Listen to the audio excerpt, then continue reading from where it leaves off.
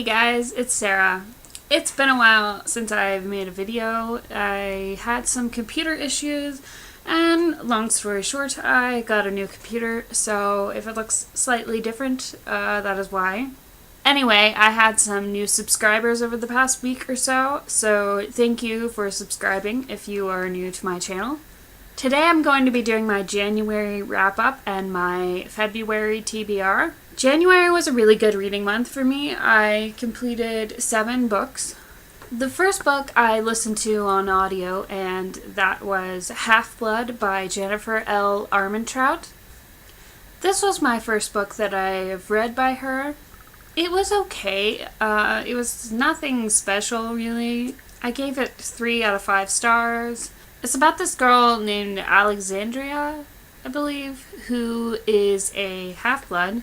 She's half mortal and half god, I guess. It's kind of like Greek mythology based.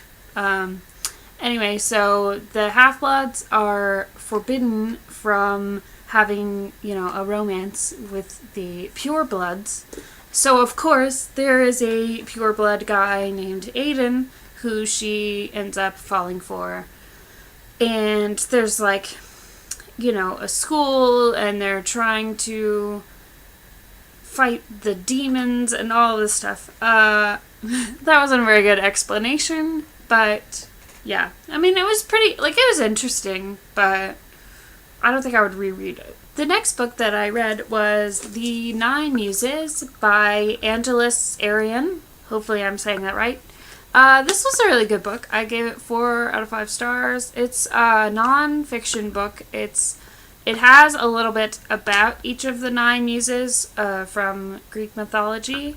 But then it goes into how you can use the idea of each muse to kind of find your own inspiration and help your own creativity. There's a lot of different exercises and things that you can do to be more creative. It was a cool little book. If you're artistic or creative, I would definitely recommend checking it out.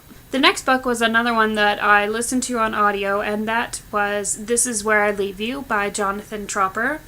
This book was really funny. I gave it 4 out of 5 stars. It's about this guy who discovers that his wife is cheating on him with his boss the same day that he has just learned about the death of his father. And his family, they're Jewish, and his father's dying wish was for the family to all come together and sit Shiva together for 7 days. And they're not really close. There's a lot of dramatic tension and comedic situations that arise, throughout the 7 days. I thought the book was really funny, really well written. I noticed a lot of people on Goodreads kind of bashing it because the main character is a little bit, I don't want to say sexist, but he kind of objectifies women throughout the whole novel. Which, I was obviously aware of, but, that is real life.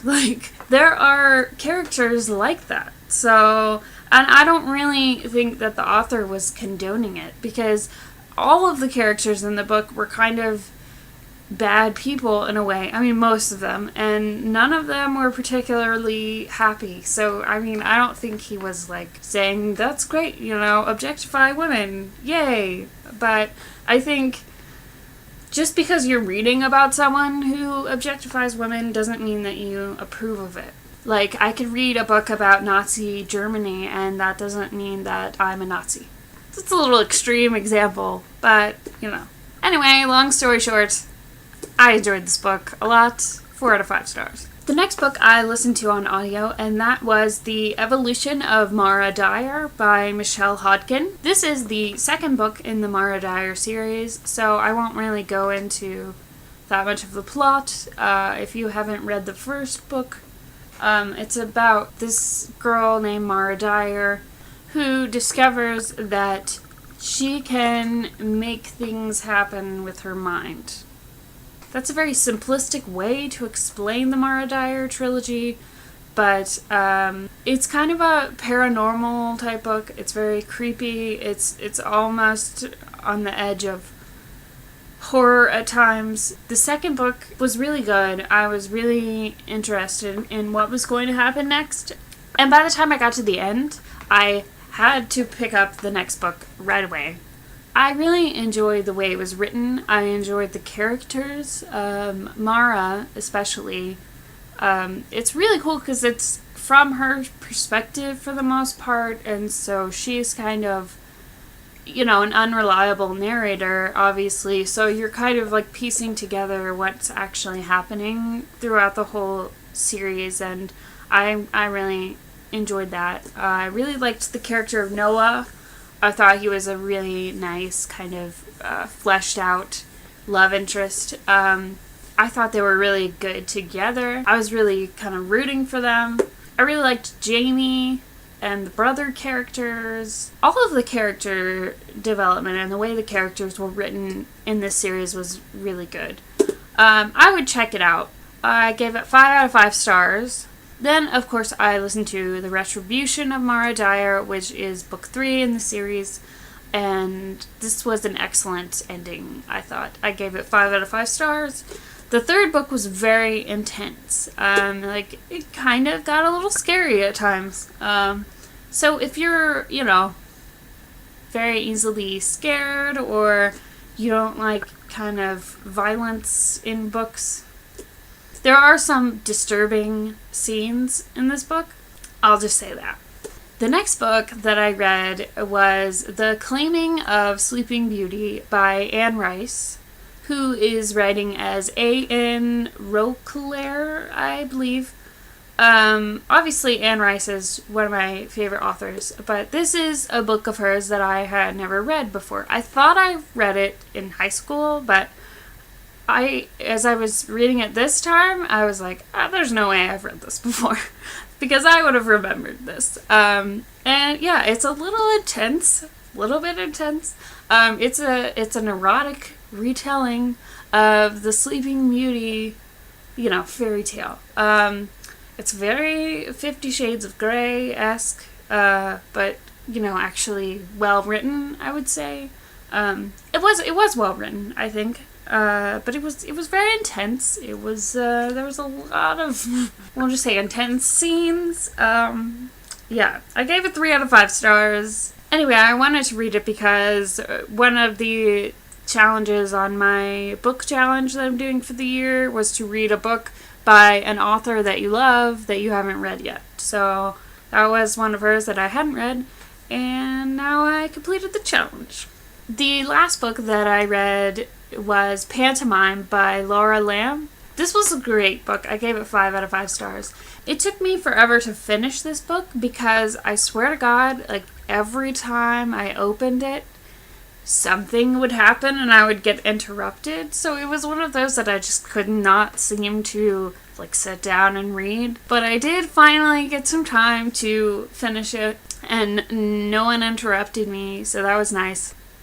It's about this girl named Jean. I think her actual longer name is Iphigenia or something like that, but she wants everyone to call her Jean. Anyway, so she's living, it's kind of a high fantasy book in this fictional world, and she's living as a girl because her parents are sort of forcing her to kind of act female and feminine, even though she is transgendered. I would think that would be the best way to describe her. And then, so throughout the novel, it goes back and forth between her previous life, living with this sort of upper class nobility kind of family, and then it cuts to the future when she's living as a boy named Micah Gray, who joins the circus and is going to be one of the new trapeze performers. Now, any book that has people joining the circus is something I might want to read, because I love that. But I thought overall it was just really well done, the way it went back and forth between the two narratives. And and the way it dealt with the transgendered identity. I haven't really seen that in a lot of young adult novels. Actually, I don't know if I've seen that in any young adult novels, and I thought it was done really well. And this is, I guess, the first book in a trilogy, and it ends on a bit of a cliffhanger. But I haven't bought the other 2 books, so I definitely want to continue with the trilogy, but I'm on a bit of a book buying ban for myself right now. I want to try to read a lot of books that I already have before I buy any more. So, but yeah, I think at some point in the future I will definitely be finishing this trilogy because I thought it was excellent. Obviously, I didn't really get to a lot of the books that I had planned in my January TBR. So my February TBR is going to be short. I am hoping to finish this book that I've been in the middle of for like 2 months. It's called Time Alive by Alexandra Stoddard. It's fine to be in the middle of while you're reading other books because it's like a non-fiction book that you can just pick up and, read a section. It has a lot of cool advice for time management and kind of enjoying your life. So I'm hoping to finish this one in February. And the next book that I definitely am going to read in February is Jane Eyre by Charlotte Bronte. I joined a book club near me, an actual physical book club, where they are going to be reading this. And I've been wanting to read it for a while, so when I found them, I was like, this is a sign. I should read this so I can go to the book club and talk about it. So I'm pretty excited.